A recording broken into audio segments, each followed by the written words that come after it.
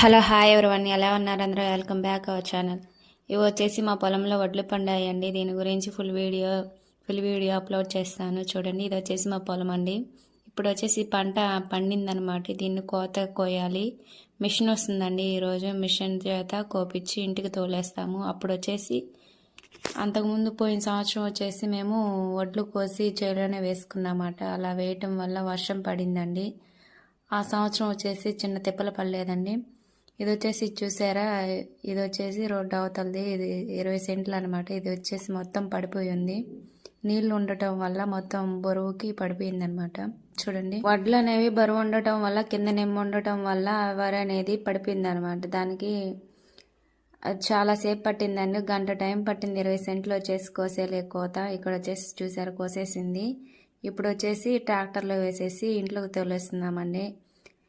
ఈ వీడియో అనేది full video ఈ వీడియో కింద లింక్ ఇస్తానండి. నా ఛానల్ నేమ్ ఉంటుంది కదా, దాని కింద యారో బటన్ ఉంటుంది. దాన్ని క్లిక్ చేశారంటే ఫుల్ వీడియో వస్తుందన్నమాట. చూడండి, ఇలా వేసేసుకొని ఇంటికి తోలేస్తున్నాము. ఇలా తోలేయడం వల్ల వర్షం పడినా మనకి ఈజీగా ఉంటుందన్నమాట ఇంటి దగ్గర వేసుకుంటే. ఈ వరి పంట వచ్చేసి మేము పెద్ద జీలకర్రలు వేసామండి. కేఎన్ఎం అంటే జీలకర్రలు ఇలా ఉన్నాయండి. మేము వచ్చేసి పోయిన సంవత్సరం కేఎన్ఎం వేసాం. ఇప్పుడు వచ్చేసి పెద్ద జీలకర్రలు అవి వేసామండి.